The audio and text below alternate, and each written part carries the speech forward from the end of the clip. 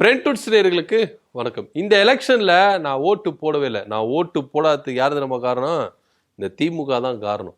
என் ஓட்டை பிளான் பண்ணி என்ன பண்ணிட்டாங்க, அந்த பேப்பரை கிழிச்சிட்டாங்க. அதாவது அந்த வாக்காளர் பட்டியல் வரல, அந்த பட்டியல்ல இருந்து அப்படியே டாரா கிழிச்சிட்டாங்க அந்த ஒரு பேஜை மட்டும். இப்படின்னு தற்குறி கூட்டங்கள் ஒன்று எழும்பியிருக்கு. இதுதான் ரொம்ப சோகமான கதை.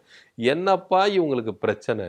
தேர்தலுக்கு முன்பாகத்தான் திமுக காரணம், அது காரணம், ஸ்டாலின் சார் காரணம், உதயநிதி சார் காரணம், இந்த மாதிரி ஒரு கதையை சுத்தி நின்றீங்க.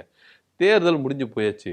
ஓட்டு நீங்க போடாததுக்கு எப்படி திமுக காரணமாகும் அப்படின்னு ஒரு கேள்விதான் எல்லார் மத்தியில இருக்கு. உங்க ஓட்டு லிஸ்ட் வாக்காளர் பட்டியலில் வரலன்னா அதுக்கு எஸ்ஐஆர் காரணம். ஏன்னா எஸ்ஐஆர்ல நீங்க ஃபில் பண்ணி கொடுக்கலன்னா உங்க ஓட்டு உங்களுக்கு ரிஜெக்ட் ஆயிருக்கும். இந்த ஒரு பேசிக் நாலேஜ் கூட தெரியாம பல பேர் என்ன சொல்றாங்க அப்படின்னா, என் பேரை நீக்கிட்டாங்க. இதுல வேற சுவாரஸ்யமான விஷயங்கள்லாம் நடந்திருக்கு.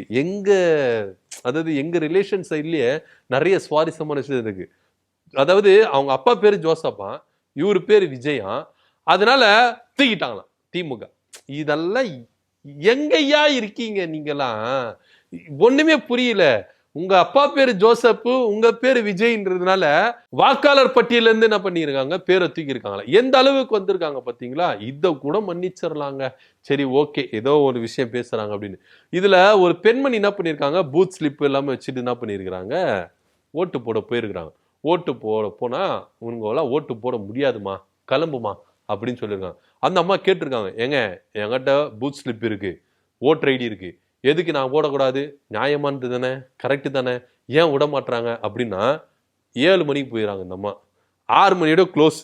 7 மணிக்கு போய் என்னம்மா பண்ண போற அப்படின்னு. இல்லையா 8 மணி வரைக்கும் போடலாம் அப்படின்னு சொல்லிட்டு தேர்தல் கமிஷன் வந்து என்ன பண்ணாரு, சொன்னாரு அப்படின்னு. ஆமா சொன்னாரு. ஏன் சொன்னாரு? 6 மணிக்குள்ள நீ கேட்டுக்குள்ள வந்தீங்கன்னா உனக்கு போட்டுருவாங்க. அதாவது 6 மணிக்கெல்லாம் வந்து லைன்ல நின்றுந்தாங்களே அவங்க, அதாவது 6 மணிக்குள்ள யாரெல்லாம் அந்த கேட்டுக்குள்ள வந்துட்டாங்களோ அவங்க எல்லாமே ஓட்டு போட்டு தான் வெளியே போகணும். இது ரூல்ஸ். அந்த பேஸ்ல தான் என்ன பண்ணிருக்காங்க, எல்லாருக்கும் டைம் கொடுத்தாங்க. ஆனா இந்த அம்மா உள்ள வந்து எத்தனை மணிக்கு தெரியுமா? 7 மணிக்கு வந்துக்குது. 7 மணிக்கு வந்துட்டு என்ன ஓட்டு போட விடல. இதுக்கு திமுக தான் காரணம்.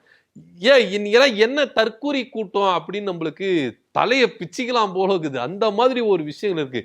உங்களால ஓட்டு போட முடியல. காலையில இருந்து என்ன பண்ணிருந்தீங்க? காலையில 6 மணிக்கு ஸ்டார்ட் ஆயிடுச்சு. ஈவினிங் 6 மணிக்கு 12 மணி நேரம் என்ன பண்ணிருந்தீங்க? உங்க வேலையெல்லாம் முடிச்சுட்டு கூட நீங்க வந்து ஈஸியா போட்டுருக்கலாம். நான் 7 மணிக்கு தான் முதல்ல அந்த அம்மா கிட்ட அந்த பூத் ஸ்லிப் அவங்களுதா இல்லையான்னு தெரியல. ஏன்னா அதுவே ஒரு பெரிய கேள்வி. ஏன்னா நீங்க உங்ககிட்ட விஜய் அண்ணாக்கு ஓட்டு போடணும், டிவிகேக்கு ஓட்டு போடணும் அப்படின்ற குறிக்கோளோட நான் இருந்தேன். ஆனா திட்டமிட்டு என்ன பண்ணிட்டாங்க, என்ன ஓட்டு போட விடல. அவ்வளோ இன்ட்ரெஸ்டா இருக்கிறவங்க, அவ்வளோ ஆர்வமா இருக்கிறவங்க என்ன பண்ணிருக்கணும், காலையில ஆளா போய் நின்று ஓட்டு போட்டிருக்கணுமா இல்லையா? ஏன் காலையில போய் ஓட்டு போடல? சரி, மதியானம் ஏன் போய் போடல? ஏன் ஈவினிங் போய் போடல? அது என்ன 7 மணிக்கு மேல போய் போடுறது? உங்க இஷ்டத்துக்கு அதுதான் டவுட் வருது. முதல்ல அந்த அம்மா கிட்ட இருக்குது, அந்த அம்மா பூத் ஸ்லிப்பானே தெரியல. ஒருவேளை அவங்க அப்பா தான் இல்ல வேற யாரும் எடுத்துன்னு வந்துட்டு போட்டா காமிச்சாங்களான்னு தெரியல. அவங்க பூத் ஸ்லிப்பே இல்லை. இவ்வளவு ஆர்வமா இருக்கிறவங்க காலையில ஆளா போய் ஓட்டு போட்டுருக்கணும். எங்க அண்ணனுக்காக நான் ஓட்டு போட்டுட்டேன், என் தலைவனுக்காக ஓட்டு போட்டுட்டேன் அப்படி இப்படின்னு சொல்லியிருக்கணும். என்ன சொன்னார் விஜய் ஒவ்வொரு பிரச்சாரத்திலையும்? எல்லாம் காலையில எழுந்து குளிச்சுட்டு ஃப்ரெஷ் ஆகிட்டு சாமியை கும்பிட்டு ஓட்டர் ஐடி எடுத்துக்கிட்டு எல்லாம் போங்க சொன்னாரா இல்லையா உங்க அண்ணன்? உங்க அண்ணன் பேச்சை கேட்டீங்களா? காலையில எழுந்து போய் என்ன பண்ணீங்க, ஓட்டு போட்டுருக்கலாமே, ஏன் போடல? ஈவினிங் 7 மணிக்கு கேட்டை சாத்திட்ட பேரு ஓட்டு போட்டாங்க சார். 8 மணி வரைக்கும் போட்டாங்க சார். யாருக்கு சார் போட்டாங்க? 6 மணிக்குள்ள வந்துட்டாங்கல்ல. அது ஒரு ஸ்கூல்ல பூத்துல ஓட்டு போடுறாங்கன்னா அந்த ஸ்கூல் கேட்டை வந்து என்ன பண்ணுவாங்க, 6 மணிக்கு க்ளோஸ் பண்ணிடுவாங்க. 6 மணிக்குள்ள யாரெல்லாம் வந்தாங்களோ, எத்தனை பேர், அது 50 பேர் இருந்தாலும் சரி, ஒருத்தரா இருந்தாலும் சரி, அவங்க ஓட்டு போடுற வரைக்கும் அவங்களுக்கு டைம் அலோடு. அது நைட் 8 மணியா இருந்தாலும் சரி, 10 மணியா இருந்தாலும் சரி, அந்த ஜன கூட்டம் இருக்கிற வரைக்கும் அந்த 6 மணிக்குள்ள வந்தவங்களுக்கு மட்டும்தான் அலோடு. 6 மணிக்கு மேல நீங்க அந்த கேட்டுக்குள்ள போக முடியாது. ஏன்னா காவல்துறை என்ன பண்ணுவாங்க, 6 மணிக்கெல்லாம் என்ன பண்ணிடுவாங்க, க்ளோஸ் பண்ணிடுவாங்க. நீங்க 6 மணிக்குள்ள போயிருந்தீங்கன்னா கண்டிப்பா ஓட்டு போட்டு வந்திருக்கலாம். அப்ப யாரும் உங்களை தடுத்திருக்க மாட்டாங்க. சோ இது திட்டமிட்டு இவங்கெல்லாம் லேட்டா போயிட்டு, இது எல்லாத்துக்கும் காரணம் திமுக தான். எங்க அண்ணனுக்கு நான் ஓட்டு போறதுக்கு ப்ரிப்பேர் ஆயிட்டேன், எல்லாமே ஆயிட்டேன், திட்டமிட்டு என்ன பண்ணாங்க, இந்த ஓட்டு வந்து என்ன பண்ணிட்டாங்க, இந்த கேன்சல் பண்ணிட்டாங்க. ஆனா நான் மன ரீதியா, நான் தனிப்பட்ட முறையில அவரை சிஎம் அப்பாயின்மெண்ட் பண்றேன். எப்படி இருக்கு பாருங்க ரசிகர் கூட்டம். இதெல்லாம் கூட மன்னிச்சிடலாம். ஒரு ரசிகர் கூட்டம் இருந்திருக்கு. இந்த ஒப்பீனியன், பப்ளிக் ஒப்பீனியன் பேசுவாங்கல்ல, அதுல பேசியிருக்கு ஒரு பெண்மணி, விஜய் ஆட்சி செஞ்சா தமிழ்நாட்டுல கஜானா காலி ஆயிடுச்சுன்னா என்ன பண்ணுவார் தெரியுமா? உடனே 2 படம் போய் நடிச்சுட்டு வருவாராம். அதுல வர 1000 கோடி 2000 கோடி எடுத்து என்ன பண்ணுவாராம், அதாவது அரசு கஜானாவை ஃபில் பண்ணிடுவாராம். ஸோ அந்த அளவுக்கு இந்த ரசிகர் கூட்டம், தற்குறி கூட்டம் எந்த அளவுக்கு இருக்குது பாத்தீங்களா? ஒரு அரசியல் நாலேஜே கிடையாது, அரசியல் புரிதலும் கிடையாது, எஸ்ஐஆருக்கு உண்மையான ரீசனே தெரியாது, எஸ்ஐஆருக்கு யார் காரணமே தெரியாது.